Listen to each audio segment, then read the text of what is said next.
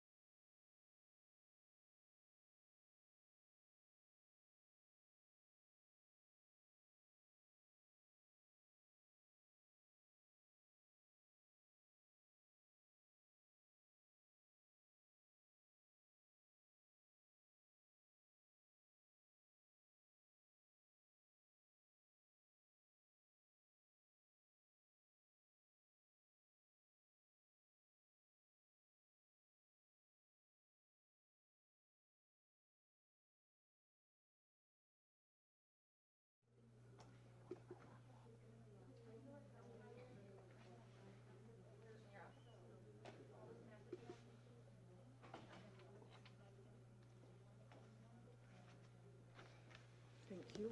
And try to give me like signs. I don't know however we want to do signs on keeping on the time. Okay, That's how yeah. you have times in there. Yeah, I think we'll be good. I think so too, but just, you might have to flag me or Yep. whatever. Okay. Okay, we're gonna unmute. Okay. Okay. I don't know how Mike sits here and does all this stuff because this mic cord is so short.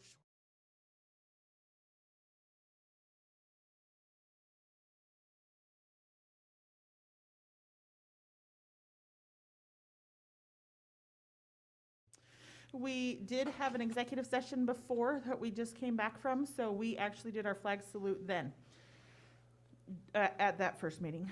So I'd like to welcome all of our guests, and I will entertain a motion for approval of tonight's agenda. I will make a motion that we approve tonight's agenda. I will second that. Motion by Director Prowse and second by Director Johnson.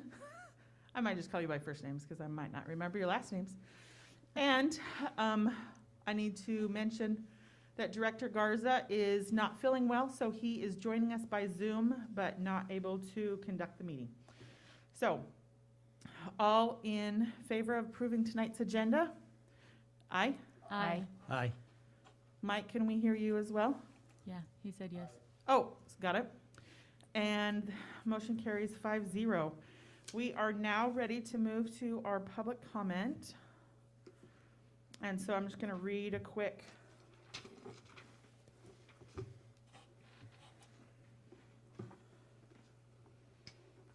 thing about public comment.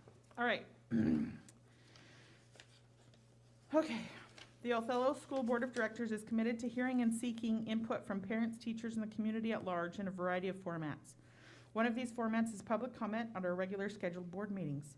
When your name is called, approach the front table if in person, speak into the microphone, giving your full name and where you live for the record. We don't need like super details. Please limit your comments to 3 minutes. Be respectful of the board when speaking. Be ready to respond to questions from the board if asked. Address your testimony to the board members, not the audience. Do not address questions to the board. The board's goal for the public comment period is to hear your concerns, comments, and opinions. Questions can be answered through calls or letters to board members. Try to resolve any issues with teachers, school principals, or other district personnel before bringing the issue to the board. Recognize that the board does not discuss personnel matters at board meetings. Do your homework and understand the basic facts of the issue before addressing the board. Prepare an outline of your testimony so that it is well organized and avoids repetition. The main purpose of board meetings is for the board to conduct its business in public. During that time, the board will be listening and learning from each other and those previously invited to provide input. So, yes? Could you ask if there's anyone who needs translation? Thank you. Is there anyone present that needs translation? Okay. We have, thank you for those here to translate for us. We do have one public comment, and it is Robert Prunetta. Can I take my mask off? No. I think that we are fully within the 6-foot range that Good. you can. All right, my name is Robert Prunetta, and I live 1 block away from Scootney Elementary School.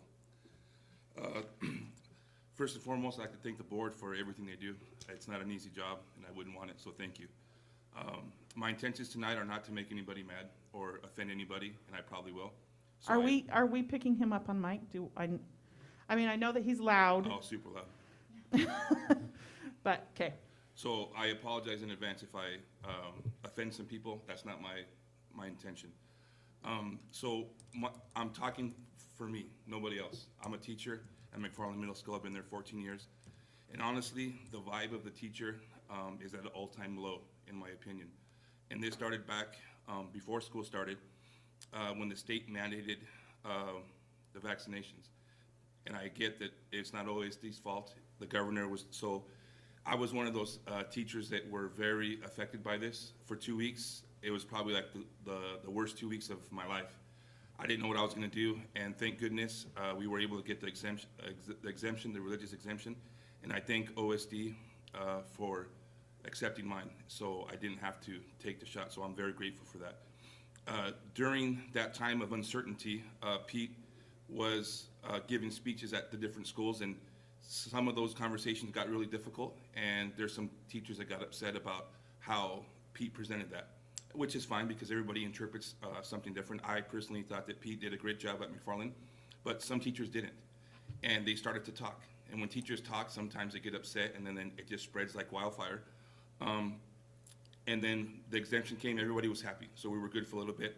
And then the contract issues that are currently at a standstill. Very difficult to talk about contracts. We're not asking for a raise, we're asking what's in the contract. And some of the teachers have heard whisperings from conversations supposedly that the board has had, district office had, and again, whisperings. I don't think that we could say who said it. Couple of things that were mentioned to me, that teachers make too much money. I didn't make too much money 14 years ago when I was making $26,000 a year. That wasn't enough money. I'm on the right of the contract, and I'm on the record of saying I make good money. But with that good money, I carry a lot of debt as far as student loans, and that's my fault.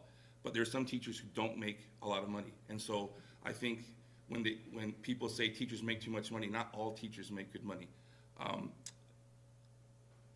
The COVID, there was a lot of talk about we got an easy year because of COVID. Again, it wasn't our fault that this happened. We were following the mandates. There've been some comments where teachers were posting on Facebook. I was probably poster boy number one. But in my opinion, I'm not going to change my life because of COVID. And so after school hours, of course, I'm going to post, and I'm not going to wear the mask at my house. And so some teachers were upset about comments made about we didn't earn our money last year. You could probably say that, but at the end, all of the teachers have to be required to teach, and we all fell under the stipulations that you guys gave us to do that. Cost of living, that's a big issue with the 3.1 that's at a standstill. That's the big topic that the teachers are talking about and are unhappy. If I ask Lindsay's husband to build me a house, it's gonna cost more money because that's what we're dealing with in our economy. If I go to Ken and I have to replace my glass, it's gonna cost more money. Sharon's a farmer. Fajitas, I'm Mr. Barbecue King, $16 a pound. Everything's going up. So if there's any time for cost of living increase, it's right now. I used to get insurance with Mike, and he says it's going up and there's nothing I can do about it. So as far as cost of living, I think that this is the year that we can, as teachers, say it's in our contract, we should be getting the 3.1. Surrounding areas are getting 3.1 or higher. And with all of these things that teachers are hearing about, they start talking, and that's what worries me, because now teachers are talking about, well, what about the district office? They're top heavy. You can make a point, okay? You talk about wanting to save money. Well, in the last 3 years, the school district has spent a lot of money on lawyer fees, over $500,000 in 3 years.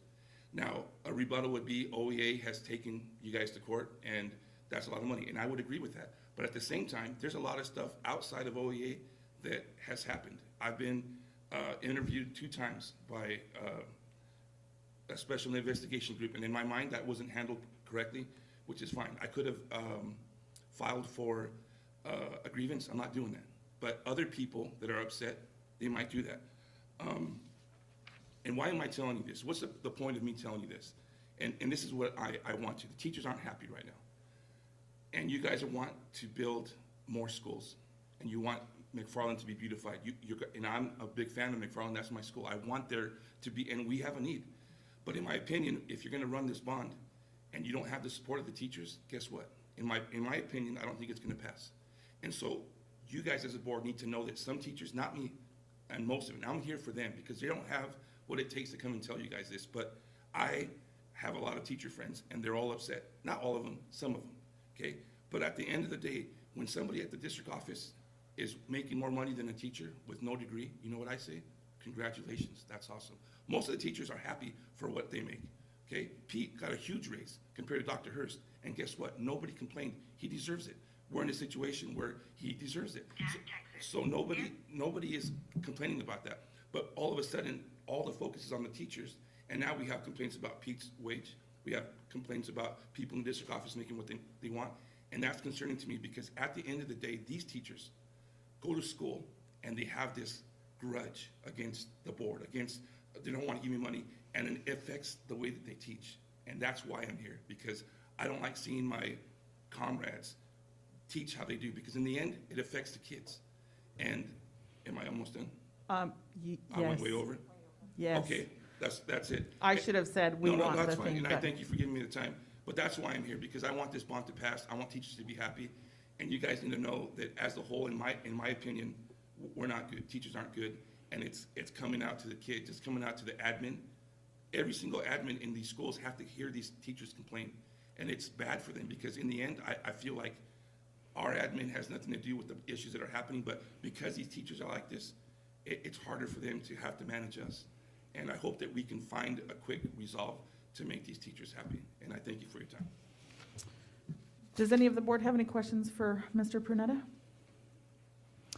I think people could say about, at least my job, I didn't do, let's see, about my personal job, I was paid and my work was different. I think anyone could say that, so I understand many of the things you've said. Thank you Yeah. for sharing your opinion No, for sure. and being that voice that many feel like they cannot be. Yeah, and honestly, it doesn't affect me, because I'm the same guy. I just go out there and teach because I love the kids, and a lot of them do too. And I'm not gonna say that everybody's like this, because there's teachers like me that aren't, but I feel like I needed to tell you guys that it's concerning to me that there's teachers that aren't going to work happy, and it's affecting everybody, not just them. Thank you. All right, thank you for your time. We'll now move on to board member discussion. First on the agenda is the legislative report. I actually do not have anything about that, but General Assembly. Mike, I don't know if you want to share anything about that?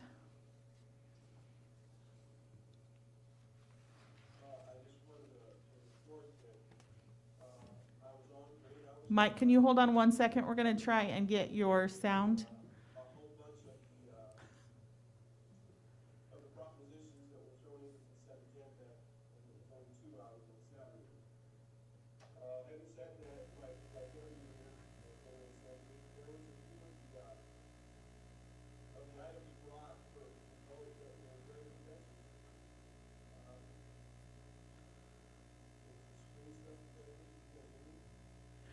The board can hear you, but I don't think that you're being heard on Zoom. So we can hear what you're saying, though. What I was saying is that I think productive, and two issues that were very contentious, that for there to be a weighted vote. There we go. There be 5 districts that requested a weighted vote. One of the emergency items, measures, I don't know what they were called, that was put in for at the last minute, failed or passed, excuse me, on the vote. Then after a weighted vote that gave each side another 5 minutes to speak for or against, it failed. One of them that didn't get approved, that the legislative folks wanted us to approve, was vaccine mandate and choice. It was a rather heated conversation. Apparently, I guess they can tell us, or I don't know where it goes from WASD, if that's just a recommendation to the legislators or whatever, but we were kind of left out. Something else that didn't go through was the fact that boards go and recruit board members that represented their demographics as a district. They thought that that wasn't necessary, that the boards were, I guess, there. But that was just a couple of them. But no, it was very, very informational, drawn out on Friday, actually. I kept looking at the numbers, and it would go from 92 districts that were voting down to 80. I think at 5:45 on Friday, it ended up in like maybe 71 or something, but very insightful. I was glad I was able to attend that. Thank you, Mike, for sharing about how that went. Ken and I have attended a General Assembly before. Do you guys know what a weighted vote is? Okay, so every district in the state has a number of votes. How it stands is every district is one vote. Unless some districts band together and say, we want to do a weighted vote. This is where the east side and the west side, big differentiation. Every district then gets a number of votes according to how many students they have. So I think Othello gets like a total of 3 votes. Seattle gets, I don't actually know how many. They're the largest district in the state. Let's say 100 in comparison. So it's like the Electoral College in Washington State. Yes, yes. And so what Mike said is that there was one vote, that there was enough districts that said, we're going to do a weighted vote. There's another discussion.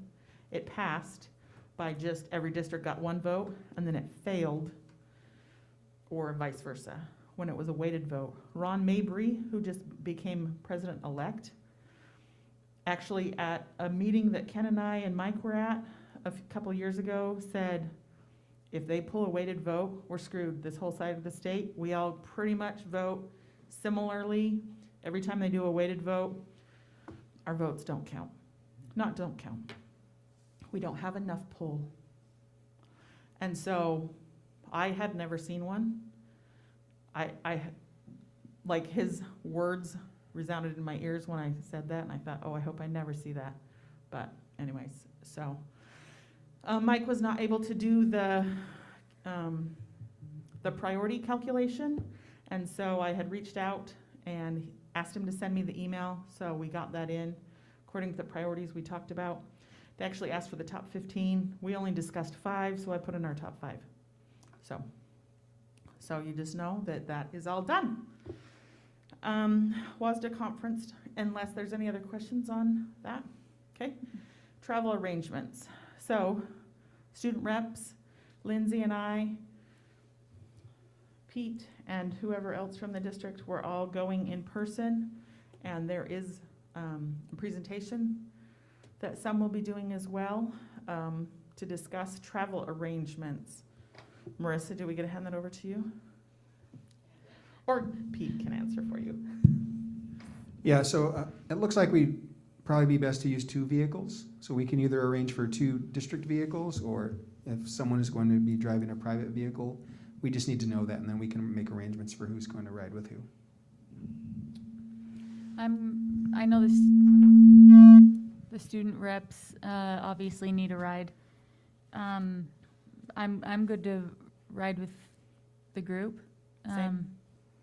If that doesn't work for the district, I can take my own car, but Yeah, so I think what we'll do then is we'll arrange for 2 vehicles, and I can actually work with Jennifer Garza on that. She'll be participating in the presentation, and Elise will be there, I believe, as well. Yep. So how about I connect with Jennifer, we'll arrange the vehicles, and then we'll let you all know kind of how we're going to get there. sounds great. Perfect. So from the district, is it just Jennifer and Pete? It'll Is be Marissa coming as Jennifer, Marisa, myself, and then you and Lindsay participating in the presentation, Right. and then the 2 student reps. Okay, just, I was wondering about coming, but perfect. Okay, great. So Marisa, you'll email or contact us about those details? Perfect. Board meeting YouTube protocols, unless there's any other questions on travel? You good? Okay. So I actually asked for this to be in here.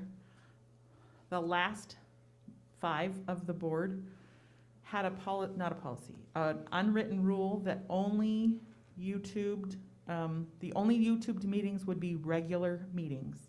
I feel like it's beneficial in some cases for our special meetings. We could do it on a case-by-case basis for workshops. When we had the bond discussion, I really felt like this needed to be YouTubed so that we could show it later on. Since we're voting on it tonight, it would have been great to have the community be able to see that or to know. Not everyone's going to watch it, but that doesn't matter.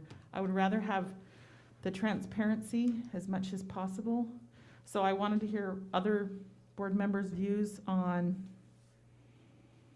YouTube meetings. And Zoom, I guess, as well. Yeah, I believe the same. We should have our meetings YouTubed. If Zoom gets to be too complicated and a thing of the past, we at least need to stick with YouTube. But it seems like Zoom is here to stay, sadly. So if we're doing one, why not do them both? That's fine with me I, too. I agree too, because I feel we have some meetings coming up that are going to be vital in trying to get a bond passed that some public has difficulty with the Zoom, and YouTube is a lot Right. more accessible. Okay. Mike, did you want to try to weigh in on that one? I got no problem with that, and the following comment isn't made out of not fair transparency or anything like that, but I think we should still reserve the case-by-case scenario if there's something that we feel isn't necessary or doesn't merit, or what if we're ever in a position where we don't have the IT person developing and what have you, that, we still be okay if it doesn't get done. Right. That's a very good point, to have IT, because that's affects IT a lot more than it affects us. We just come to the meeting still. So from the district perspective, I would like to hear your thoughts. Yeah, I think we've certainly learned the last year and a half that there are ways to participate in a remote setting, primarily for us through Zoom, but also to memorialize the meetings. It's one thing to get it from the minutes, but to be able to see folks sharing their voice and sharing their messaging. In this room, we have the facility and the equipment it's set up. It's pretty easy to flip a switch. We do have to have the expertise and the personnel here, but we can certainly arrange for that to happen when events occur in this space. Okay. So in reference to site visits, I don't feel like that's essential personally, and would be extremely awkward and difficult. So maybe at the beginning of the month, we go through just quickly, what meetings do we have this month other than our regular meetings? Yes, no, quick discussion, or is that something we leave up to a board president and then checks with the board? I think based off of Pete's recommendation that resonated true in my mind, if it's a meeting we have in this room, we do it. If we don't, we don't. Or if it's something that's really important that's not here, then we cross that bridge when we get to it. But just plan on whatever we have in this room, we put on YouTube. I'm seeing head nods, so I think we're all in agreement on that. In this room, we're YouTubed, okay? Ludwikaga Elementary site visit. Can you pull up that link just so we can look at that schedule quickly? I think we have like 2 or 3 minutes left on this discussion. Any questions or concerns about this schedule? We would always love to have student reps participate for every part of our site visit. We understand that you have other commitments as well. Come when you can. Don't when you can't, whatever works for us. So, starting in the gym. Any other questions on that?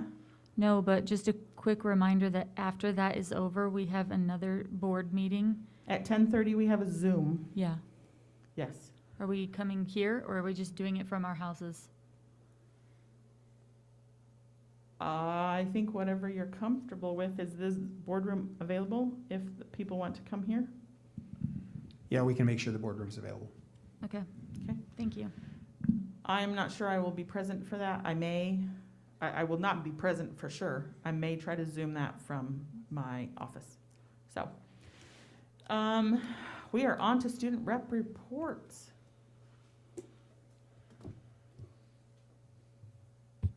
I don't have anything to report, just. Okay. We've had a good week at DOHS, and so that's a good thing. Yes, good weeks are good for Yeah. all. Perfect. Okay, we are on to C1, required approvals. I will entertain a motion. I'll make a motion that we approve the required approvals. Motion by Director Schutte.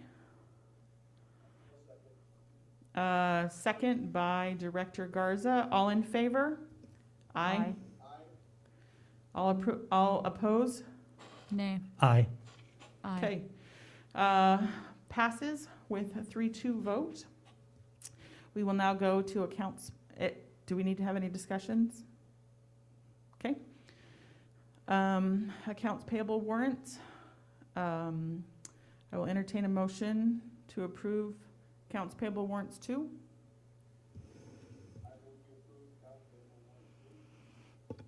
Director Garza approves or moves. I will second. Second by Director Prowse. All in favor? Aye. Aye. And I will be abstaining from this vote. Vote carries 4-0-1, I guess is how it said, with 1 abstention. I'm not sure the Roberts rules on how to say that. We are on to superintendent informational items. We'll turn it over to you, Pete. Yep, thank you. Multiple items in there this evening, but I think we'll be able to get through them efficiently. Do want to talk about the OSD challenge coin, the presentation process that we want to use at board meetings moving forward. It's a recognition program that we've had in the system for 4 or 5 years. It sort of stops and starts, and we want to re-energize it. And so Ed Peterson's going to come forward and give you just a brief description of how we want to run that and what it will look and feel like here in the boardroom.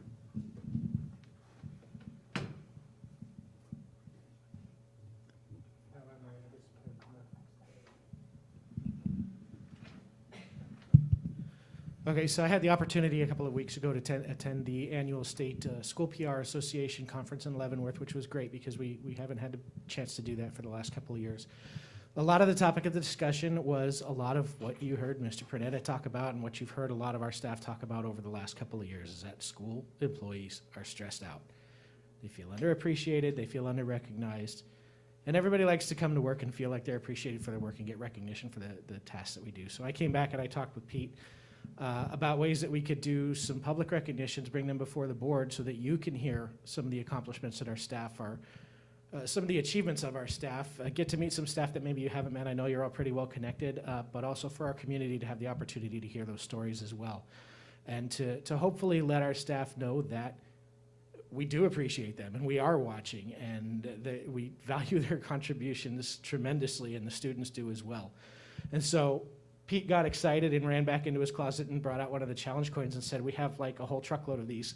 I thought we only had a couple. I thought they were only handed out for the very most special of occasions, but we talked about revamping that process. And so monthly now, we are going to reach out to our directors and our principals and ask for nominations. And we thought we'd do it in kind of a fun way and ask for blind nominations. So we're not going to get names. We're just going to get descriptions in the departments that they work in. A few of us will get together and read them and pick one every month.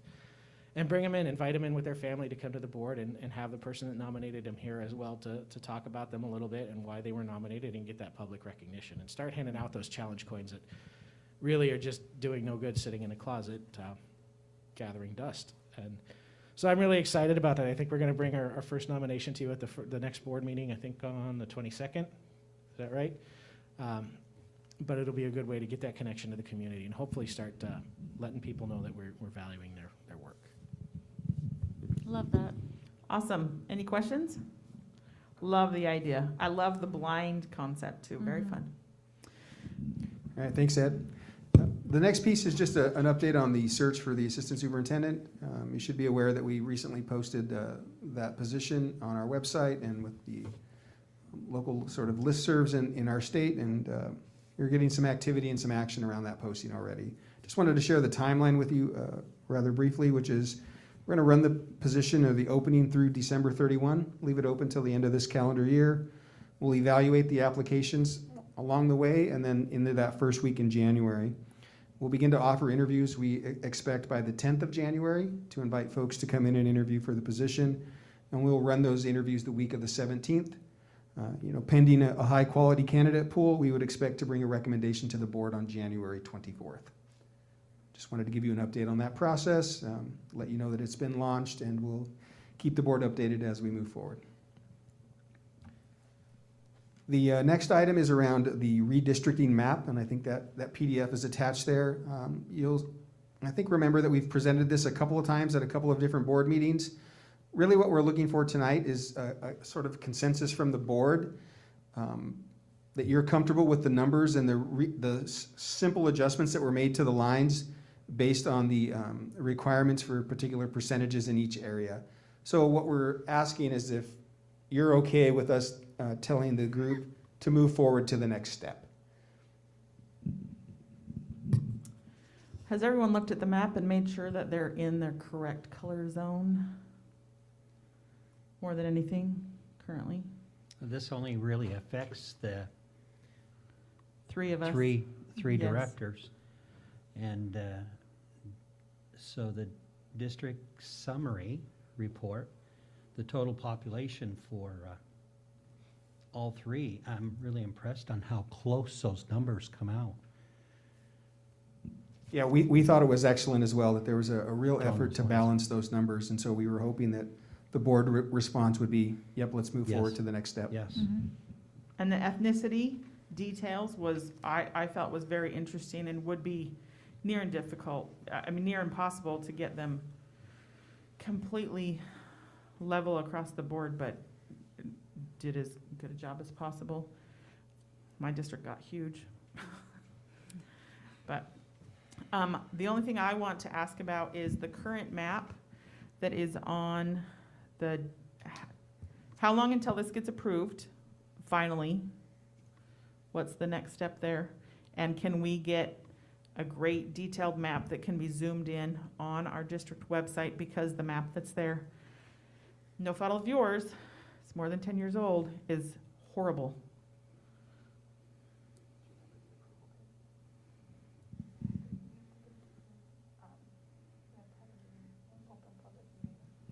So just reminding myself of what the process is. So certainly the quality of the map can be refined and enhanced. It was again getting approval from you all that we can move forward with this process. Additional detail will be embedded in there. So I think when we think about the capital projects group, right? Here's a big picture view of what it could look like. But if we feel comfortable with the numbers and how it looks, we'll get the additional detail. That would really be the next step. And then there will be a public hearing and a series of interactions with the community that would be required. So we're several steps away from having this done. We're, again, looking tonight for head nods that say, keep going, and bring it back to us with a little more detail. Yep. Yep. Mike, did you want to say yay or nay? Just so you feel included. And we want your voice too. Okay, he gave a thumbs up on comments. I agree that we proceed with the project like that.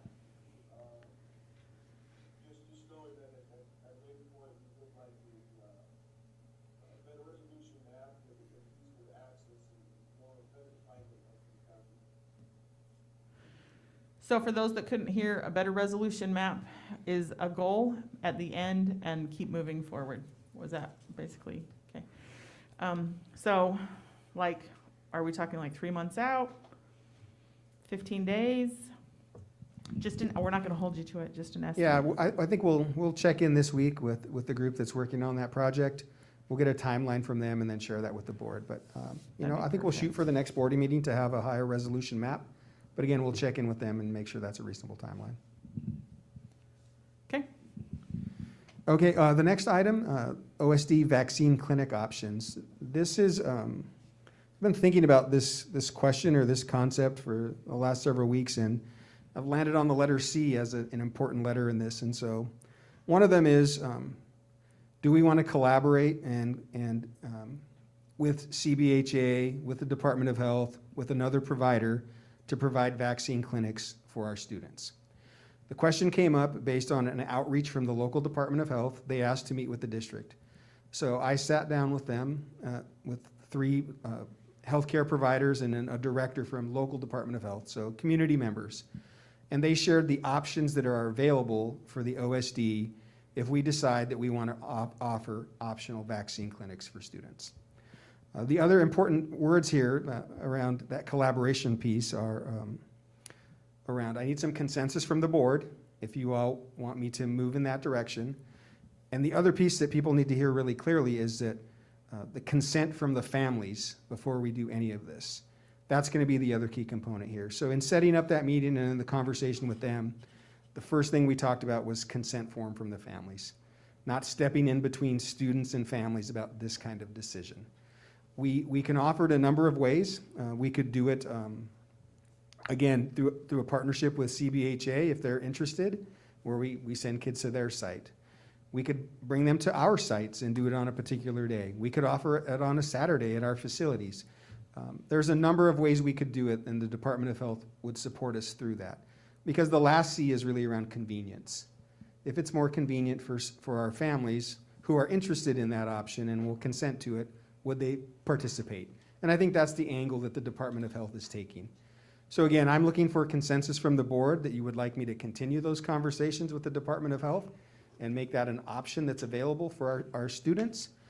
But it's not something we've done throughout the pandemic, right? Even for our 12 and above students when that option was available. Certainly the approval recently down to 5-year-olds has changed the game for some families. But looking for some, again, consensus from the board around this. Quick question, Pete, around the idea of consent. I know how strongly you feel about that. You know how strongly I feel about that. Is that just a consent form, or are we going to mandate that parents are present? What type of consent are we talking? Yeah, I think it could be either of those options. Again, it's getting direction from the board, but it gets back to convenience. If we can have a conversation with a family who says, I'm okay with it, that also, I think, gets in the way of, are we going to do it during school hours? Is it going to be something that can happen? One of the ideas that was suggested is you do it on a Friday afternoon. And then the next scheduled vaccine clinic would be 2 weeks later, pre-scheduled, everyone's ready to go. In case a student might have a reaction to the vaccine. You have, Saturday and Sunday to prepare for school. But the consent part, all of those details, before we launched it, we would, again, share that with the board, come back to you at the next board meeting and say, here's when we have it scheduled, here's the planning for it. But again, I want to make sure that the board is comfortable with us moving that direction before we get into any agreement with the Department of Health. For me, the convenience portion of it is super important.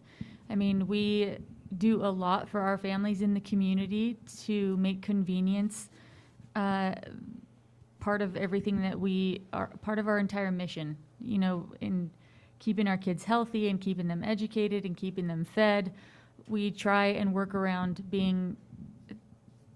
making convenience a priority for families. With consent from their parents, you have my, what was the C you were looking for from the board? Collaboration? No. Consent. Consensus. Consensus. You have my support with moving forward with a vaccine clinic for kids with their parents' approval. I've called CBHA and asked about the vaccine for 5 to 11. They didn't have it yet when I had spoken to them. And so if it was something that was available at schools, I think there's not every family, but several families that would take advantage of that opportunity, and I think we should provide it for them. So. Other members? Go ahead. And to me, as long as consent and collaboration with the parents are at the top of the list, I'm okay. Yes, I'm okay too. I think we just have to really emphasize, people hear this and they jump to conclusions that we're not going to ask for parent consent. And we really are going to. So that's what people will spread that rumor that we're not, and we're not doing anything behind any parent's back. So it's all open. So my question is, if we had a parent present, obviously we'd get consent. If a parent is not present and it's a signed consent form, how difficult would it be for the district pre-clinic to have someone call and confirm that that is an appropriate signature? Yeah, I think we could, this has been happening in school districts across the country and across our state, and even here in Eastern Washington. So there are some protocols out there I think we can ask about. But if again, I'm hearing pretty clearly from you, and it's been our stance all along, that we are not going to get in between parents and their students and their health care. So we can absolutely make that happen. We talk with our home visitors, we talk with our administrators, we talk with our school nurses, and we come up with a protocol and a practice to schedule these things. We saw some participation from our employees when we have the clinics, and so we know there is a need and an interest. I'm not sure how high that will be amongst the student population, but again, I think in the spirit of cooperating with the Department of Health and our local healthcare providers, we have the folks, we have the students, we have the facilities, the ways to communicate with them, and perhaps out of convenience, we could launch it. So we'll move the process forward. I think I heard, at least 3 head nods and commitments related to doing it in a particular way, and we'll share the updates with the community as we move forward. If I could chime in, we need to remind ourselves that we're talking private 11-year-olds, so I would hope that consent becomes informed by the present parent, if at all possible. In this day and time, a signature on a piece of paper perhaps may not be our purpose. But the best way that we as a district have utilities, practice vehicles, I hope the parent would have to drive a car for 11-year-olds. But going forward, I mean, the convenience center, knowing that there are some families that will take advantage of this, but I agree with the particular one that waiver consent. I do think it would also affect 12 to 18-year-olds as well. I think that there's plenty that have either changed a mind or made a decision, or it's just the convenience. It's going to also be 12 to 18-year-olds that are affected as well. And to make sure that we have vaccines in our town for 5 to 11-year-olds as well. So All right, well, thank you for the feedback around that, and we'll put our plan together. The last item is, I wanted to end on a high note. So the Superintendent Student Leadership Group, we talked about that a while back with Consuelo and with Elise and with Director Prowse and Director Stevenson. We're going to launch that on, I think we put the invite in front of you there, on November 17th. We're going to meet for about an hour at Othello High School. And for this first round, just to get this thing initiated and to get some momentum behind it, I've actually asked John Wiseman. He's partnered with Paul Auersland, who's acting as an assistant principal at the high school and was most recently a teacher at the high school. And so Mr. Auersland, through his contacts with other teachers there at the school site, has selected 17 kids, 4 from each class, and then we added 1 in case a kid's gone now and then. But we're going to, John and I are going over, I believe tomorrow or Wednesday. Tomorrow, and we'll hand this invitation to each of those individuals. So that idea about tapping kids on the shoulder and that are representative, according to the high school staff, of their student body. And we'll get some momentum that way, knowing that long-term the goal is for students to self-select and to apply for this opportunity. But we're going to get it started. We're going to meet with them. And I know Director Prowse and Director Stevenson had expressed an interest in perhaps participating or being there. So I wanted you to at least have the invitation. And so since the 2 of you asked first, certainly we can't have 3 board members there. But if you are available and want to be there at this event, just let Marisa know, and then I'll get an invitation to Consuelo and Elise as well. They're not part of that 17, but they'll be at all these meetings. So there'll be about 20 of us working together.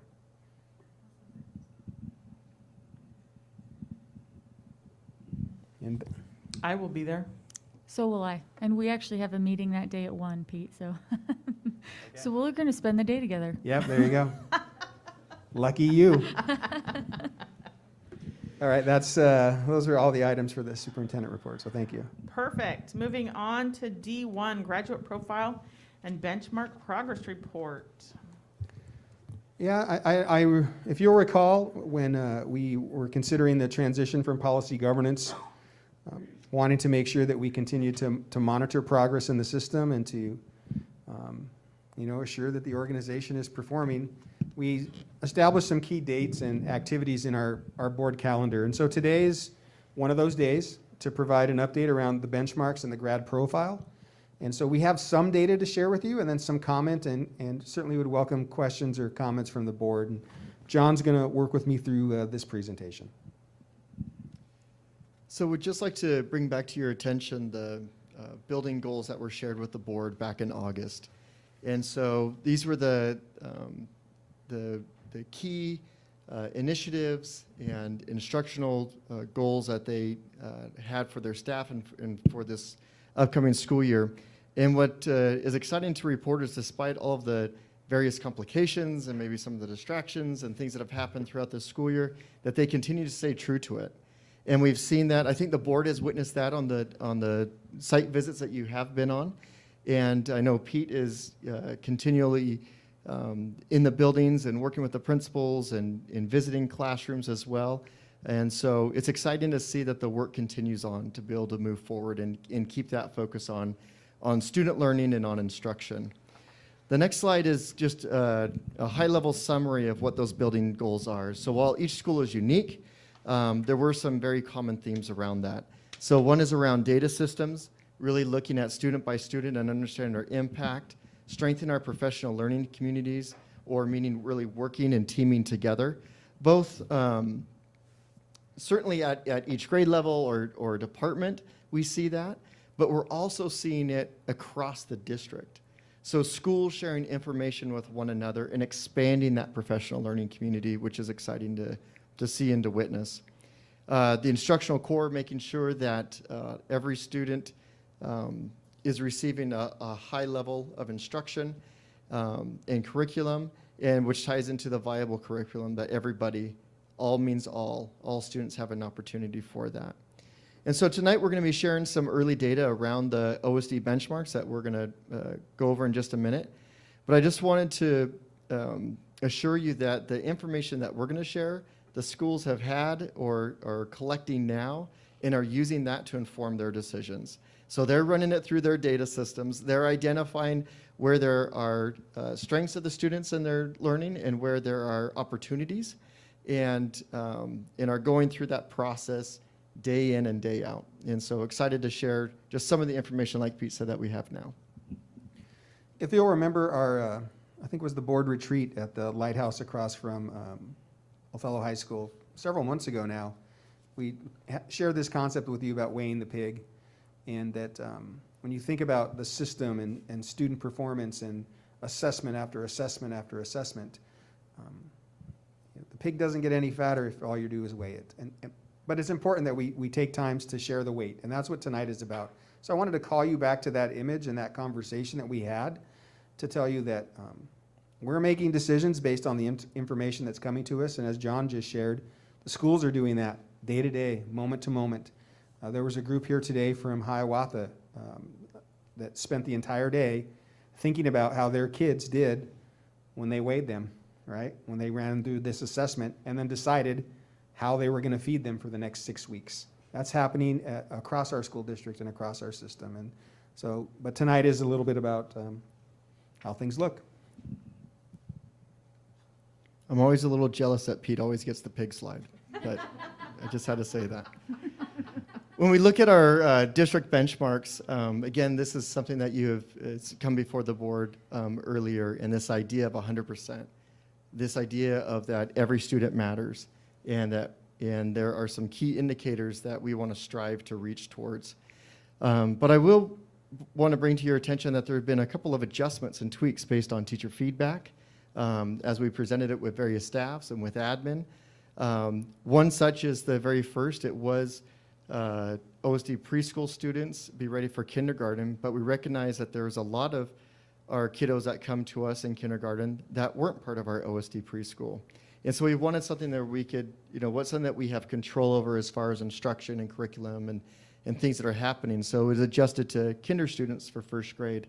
Another very significant one is the third bullet there around our English language learners exit services within 5 years. That was something that was called out to our attention, that we really need to address those students that are coming to us where English is their second language. And the reason for the 5 years is there is a lot of research that shows that if you're in long-term services year after year after year, that statistically there's higher dropout rates. There are chances where the kids begin to feel isolated. And as they get into the upper grades, they have less opportunities for electives and some other core courses because they continue to be in program. And so this was something that was very important to us and to our district, and so that is one that was added for that purpose. Just a quick comment about that, the feedback that we've received from focus groups of teachers, but also from our administrators. One of the pieces that you'll note at the student leadership group that we have on the 17th, we haven't heard from the students around these ideas. So we'll talk them through some of these concepts. We'll get some feedback from them. particularly around not only the benchmarks, but the next slide, which is the graduate profile. And this, just like the benchmarks, is a work in progress. And Amy Paris is here tonight to see if any folks had questions about any particular items, but she's led the work around this and partnered with Ed Peterson in developing the graphics for it, but most importantly, the thinking behind it. And you've seen this several times.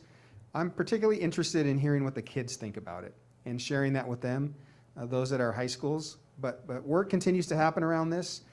This is very difficult work, the profile and the benchmarks. It's very, very difficult, and it's easy to let go of, particularly in a times like we're dealing with now in response to the pandemic. So excited to hear from the kids about this, and we're going to share a brief update at the end here about what that's going to look and feel like. But I don't want you to forget about this piece. We're going to talk a lot about the benchmarks tonight, but ultimately, this will be what drives our system. This is what we want for every kid who comes to the Othello School District. And you did change the graphics. I just flew through this when I was looking at it going, oh yeah, I know that. Okay, yeah, I know that. Yep, new graphics. Did catch that now. Thanks. So as we go through and look at the benchmarks and kind of where we are right now, for the 100% of our OSD kinder students being ready for first grade, we'll be primarily using the WA Kids assessment. And that is, we just missed the cutoff. It's November 12th is when all of that information will be uploaded, and we'll have that. And so we'll be happy to report that data as it comes in. But I did want to make note about the WA Kids. It was a significant decision this year. Pete talked about you can't just weigh the pig over and over again, right? You need to be able to feed it, and in this case, instruction and instructional time for that. And so the WA Kids is a very comprehensive assessment. And so we eliminated some of the other assessments that we had previously used in years past with kindergarten because there was redundancy. So Dibbles as an example, where WA Kids has a fluency portion of that, we didn't need to add another fluency assessment to it. And so we really feel like being smarter with some of these decisions around our assessments, we'll be able to pick up instructional time, which we all know is very much needed always and every year, but particularly after having a disrupted school year as we've had just previously. So have we given the WA Kids assessment to that grade in the past? Yes. We just gave them all kinds of other assessments as well. Correct. So it's not like we're completely changing the assessment and now we're starting our new line. We've always given that, or at least have for the past few years. So we can still compare apples to apples instead of apples to, we've changed it to oranges. Still, okay. Awesome. Yes. There has been a change, and Jennifer would be the expert on this actually, a couple years back, of how we administer the WA Kids assessment, but it's the same assessment. Yeah, so we'll still be able to have data. So is it still verbally one-on-one in person? Mm-hmm. Okay. Is the change a few years ago that took place? And the timing of when it's given? Yes. So then if it's to make sure that the kinders are ready for first grade, is it at the end of the school year then? This will kinder. This will be for the initial to see like our baseline data for where the kids are at in preparation, but we'll continue to use assessments throughout the year. And so as those assessments come up, those will be added to this as far as reporting out. Does that make sense? Yeah. Just three other pieces here that come to mind as we're talking about this that I look for when I'm out in the system, right, looking for evidence. One is that we have a waiting list for our preschool program. It's making a difference. Families are talking. When rumors spread around the community, good news spreads too. And folks are continue to talk about what's happening with our pre-K. We're working on transitional K. So the system is continuing to think about how do we do it even a little bit better. So there's another piece of evidence. And then this one might seem really small, but I was at Ludicaga today, and we were in the lunchroom, and there was a kid wearing a Husky Pups sweatshirt. So unless he found it on the playground, that kid came through our preschool. And so looking for little pieces like that of system impact, it's happening. And we got to stick at it long enough and do it smart enough so that it begins to make a difference in these kinds of assessments. But it's happening.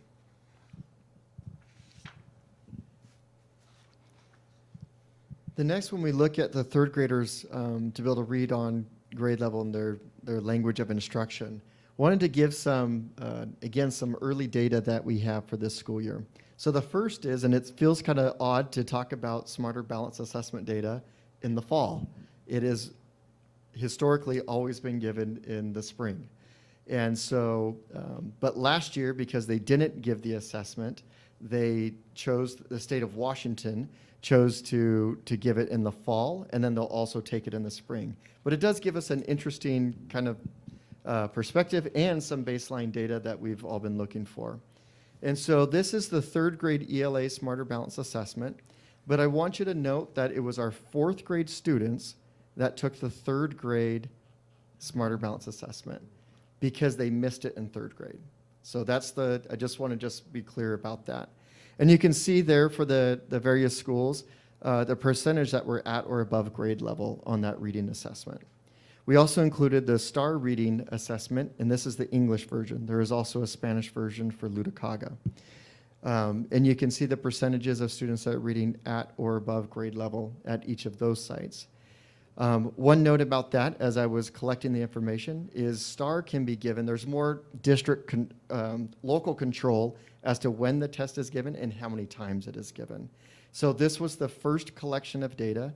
Some sites decided to do it very early in the school year. They wanted, data right away and to know where the kids were at and then make some instructional decisions and groupings around that. Others decided that it would be a little bit better to wait a month, kind of get kids back in the rhythm of school and then give the assessment. So there's just a little bit of, the schools had some choice and flexibility in when that was given. The next slide is around our new benchmark around the English language learners and being able to exit services within 5 years. That's the goal, that's the target. So what you see here is some historical data about where we have been at. So the most recent data that we have around for exiting program is in 2019, which was at 72, almost 73% of our students were able to exit within 5 years. This assessment, the WIDA assessment, is given in January and February. And so we will have, we're on track to be able to have current data once again and get back on track with that in the winter time. And so we'll be excited to report that out as the data becomes available. So why is there not 2020?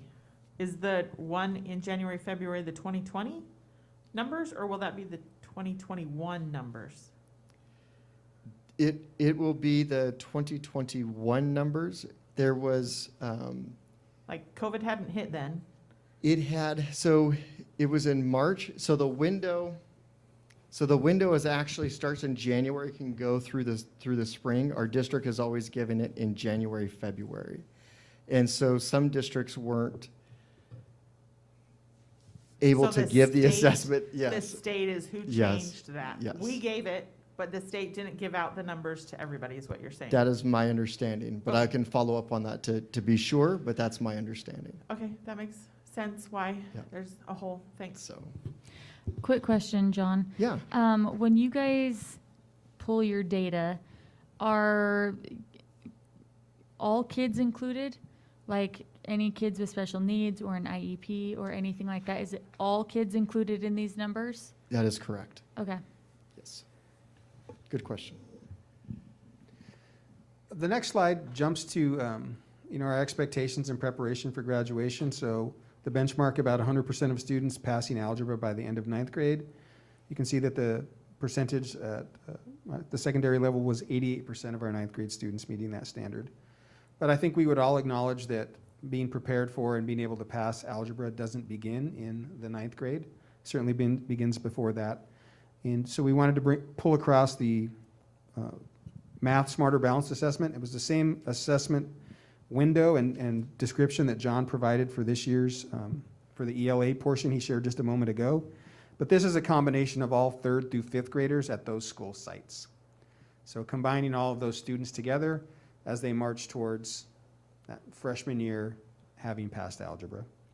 And why is this one so important? Not only as an indicator for graduation, but when you think about that graduate profile and outcomes and opportunities for kids, particularly in STEM fields, being able to access math early to set up for a more rigorous course-taking pattern is really, really important.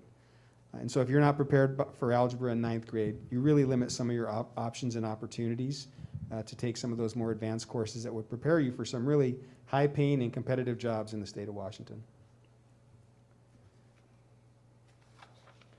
The next slide is around OSD freshmen being on track for graduation. And again, you can see the historical pattern, so we appreciate the support at the high school for generating this data. Sort of an up and down pattern, not unlike what you saw in the ELL data. And right now we're about 65%, that's the preliminary number. So within the range of what's been the experience the last several years. But if you look at the next slide, it provides some context as well about 9th graders being on track for graduation. And so this one generated some curiosity amongst us. You see the numbers and the percentages of kids that were on track, but then you see the graduation rate, right? A significant jump there from the freshmen in 2015 to when they graduated of about 20%. So we're going to look a little more deeply at that one, try and figure out what's going on there that's good, how our data systems are capturing and reporting these things out. But it's, again, that idea about weighing the pig. It's important that we pay attention to how we're weighing it and why. And so we wanted to share that curiosity with the board and with the community as well. The next slide is about one that maybe feels a little more abstract or harder to put your hands around, and that's demonstrating meaningful progress towards fulfilling the OSD graduate profile. And we're going to have some folks in the system, including students, help us define meaningful progress. What does that really mean? That means different things to different folks. And so it's going to start with this leadership team that we're going to bring together. It's going to start with some conversations we've had with in a pilot process where we've met with 4 or 5 community members to get their take on the profile. Those things will continue to happen, and this profile will become a key talking point for how we speak to the community about the kids that are coming out of our system. So we're excited to launch this with the students for the first time on the 17th, get some feedback from them initially, and you should look for us continuing to tweak and refine this thing moving forward. And the last slide is really around systems thinking, that this isn't about, even though individual students, individual teachers and classrooms, grade teams and departments feed into how the system is doing, this is an opportunity for us as an organization to think about those scales that we're using in the upper right-hand corner, the profile and the benchmarks, to get feedback. That's the feedback we're getting from our kids to help us decide, what do we invest in next? What's our next move? What kind of people do we need to have, and what kind of experiences do we need to create for kids so they learn more? And that cycle never stops. So wanted to bring your thinking back to that, to say that this is complicated work that our teachers are doing every day, and our classified staff that are supporting our students every day. It's a significant challenge, and COVID has certainly done something to this system, right? It's shaken it pretty good. But our kids are hanging in there, our teachers are hanging in there, and everybody's plugging away, doing the best they can for every kid every day. So I have a question.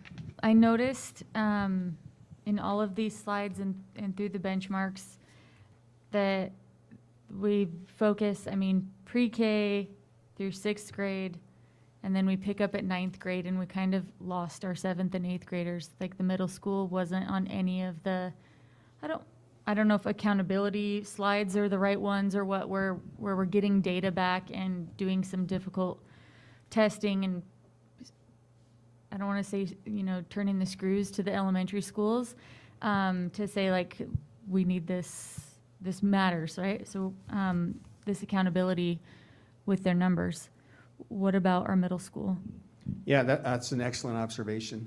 So what we were hoping to do tonight, since this is our first opportunity to report around the organization or the system in this format, was to share with you what it should look and feel like, and to take those kinds of questions, and to know that when we begin to report on those benchmarks moving forward, we'll continue to embed different pieces of data.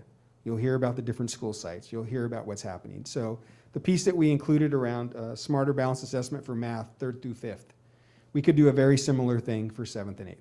We could generate that and put it down there. So absolutely have access to it, and we'll be reporting out about the entire system. So it's coming. And if you kind of look at it that way, there's nothing in there for 10th and 11th grade as well? Because we want them to graduate, but there is like, it's all along the way kind of steps. Those are just like the big, did we meet this next step on the ladder, I guess. And so I kind of see it, Well, I just mean like, there's goals around K-6, right? So it's like kindergarten, third grade, like we have these like benchmarks at these elementary schools. And then at the high school level, we have, passing math, graduating. So it's like that age group gets hit, the age group at the elementary school gets hit. What about our middle school because middle school's all like, it's tough, I just don't want it to feel like and those are our lost years. We're not even shooting our shot with those kids. We're just waiting till they get to high school. Like, I don't want them to feel that right. way. But if they don't have those like math basics in those middle school years, they're not going to be passing algebra by, For sure. and some of them are already passing algebra and geometry Yeah. before they even get to ninth grade. So, but that, interesting perspective. I think the way you could look at it as a system, it seems like an obvious question that you're asking, but I think it's really clever about how you can think about it, which is, we could begin to say, this many kids passed algebra in 7th grade, and this many passed in 8th. And then if we think about the graduate profile, now we're not thinking about those kids about passing algebra in 9th because they already met that benchmark. But then we begin to say, okay, what did those kids have in common? What kind of experiences did they have? Because now those kids, they're taking calculus, they're taking advanced math. And how are they doing? And when we think about the profile, the graduate profile, and we say, what are our highest level learners doing? Well, we noticed that all the kids that did this well on the ACT or the SAT, they all passed algebra in 7th grade. Well, how do we get more kids to pass algebra in 7th grade? We do this, this, and this in 4th, 5th, and 6th. So the systems idea, you'll begin to feel it. We'll begin to report it out that way. So they are absolutely not excluded from accountability or from recognition in this process. If they don't get it done in the middle, it won't happen at the high school. For sure. I got a question, Pete. And of course, we have one school that's dual language. And you look at the star reading and the assessment for English. But a lot of those students, English ain't their preferred language. Have we got any assessments for, like in the reading, in their language of choice? Yeah, we absolutely have a ton of data around that. What we were trying to present here is, and when you're thinking about presenting it to the community, here's how our kids are doing all on this similar assessment, right? Okay. All on this scale. Well, we could absolutely report it out that way. Yeah, I think what we have to begin to do as well, Ken, is think about the individual sites. John talked about the collaboration that's happening amongst the sites. If you go back to the first slide that talked about their goals and the themes we were able to pull out for all of the schools, these folks are talking to each other. These are complicated things to figure out, and it's much more difficult to do if you try to do it on your own. If they're trying things across the street and you're trying something over here, we're going to land on the right stuff. When we stick at it long enough, things will happen for kids. But absolutely, the data systems and structures that exist at all the elementaries, they're deep and rich at Ludwig as well, and they also include the Spanish component. Okay, because that's the aspect I was taking a look at it. If a person didn't know these numbers and they take a first glance and look at it and see that number first, they're wondering what's going on, but it may actually be a lot higher because the reading assessment of those kids reading in their natural language might be a lot higher. So that's why Will you go to That slide number- 8? may be a lot better.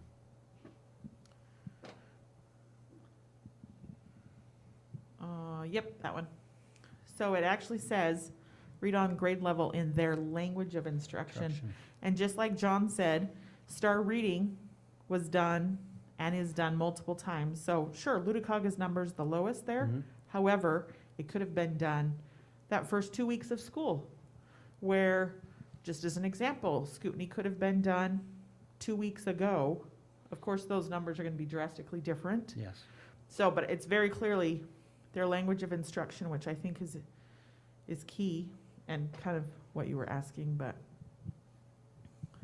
And that's why, Director Johnson, I just want to make clear, like, we put the star reading in the English because of that very thing. Mhm. So I appreciate you bringing that up, and like Pete said, we can get that information about their proficiency for the native Spanish speakers as well.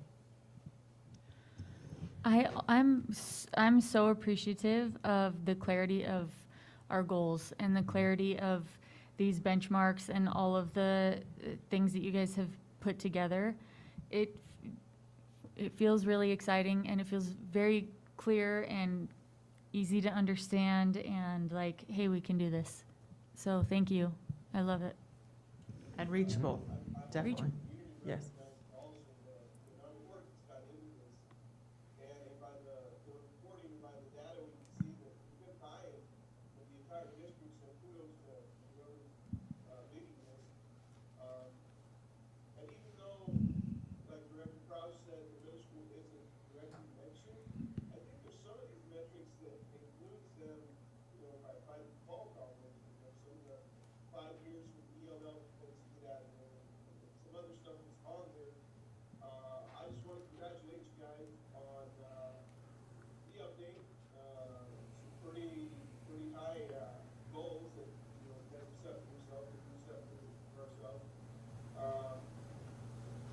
I'm happy to see this. I'm happy to see this in a way that, it's easy to understand. We can photograph this, and at the next update, see, progress and everything else that comes with this. So, great job, Pete, John, the entire team helping with this. And I think this would be a great tool going forward. All right, any other questions or comments? I just want to add two more comments based on the last couple of comments. One is that the clarity that you mentioned, there was clarity for us as well in putting this together for you. For the last several years, we have, I think what we have presented has been, it's been a challenge to even generate. And what felt clear about this was we didn't have to go ask the teachers to do a bunch of work to get ready for this. We got a chance to celebrate their work and to look at what they're actually doing. And if we pay attention to that, it'll start to move. How they feed it will actually change. So we're excited about the clarity as well. It felt good on our end as well. The last part about the middle school. This is November. If you're an 8th grader and you just went to the high school and you're not on track to graduate because you're failing 3 classes, that's not just on the high school. Right. That happened in 7th and 8th grade, and it happened in 5th and 6th. So again, not specifically called out in those benchmarks, but their work and their efforts absolutely celebrated and held accountable in these structures, particularly at 9th grade. Because when kids come in and don't understand how to study, don't understand how to take notes, don't have a meaningful connection at school, they're gonna struggle. And if we lose them in 9th grade, it's tough to ever get them back. It is a key year, and those middle level teachers play such an important role in getting them ready for that transition to high school. Okay, moving on to G1, upcoming events.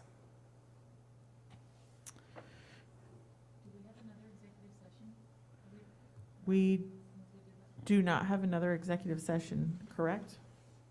Was the question? Yeah, no more executive sessions today. All right, so Ludwikaga is tomorrow morning? Nope. Next week? Next week. On the 16th? Whatever day of the week it is. And then the facilities bond planning study session by Zoom, either here or elsewhere. 18th through the 21st is conference for those that are attending in person. Sharon, you're by Zoom, correct? You're doing that just from home? Great.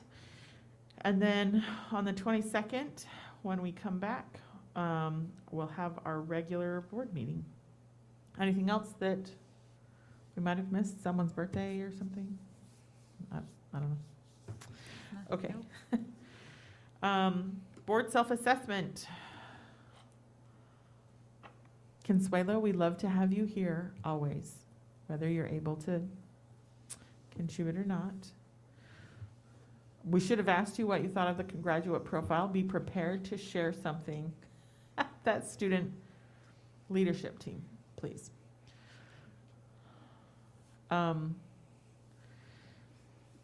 It was on there last week as well, our last meeting as well. It's really difficult to have somebody on Zoom for sound and other things. it's convenient that it's a possibility, but we're all just much better in person. A plus for me was being updated on the graduate profile. That information was really useful and exciting and about the kids, and anytime we talk about that, that's a highlight for me. Relatable and achievable. Yeah. Yes. I'm sorry, Mike, we can't hear you. What'd you say? Oh, yeah. I was constantly checking the schedule and making sure that we're close to or within the time zones given for each section. Always appreciated. We had public comment. That's a plus. Yay! Ken, what did you want to I say? was just going to say that the whole superintendent update was very nice tonight. Yeah. Very informative to hear from our superintendent and plus his staff, John.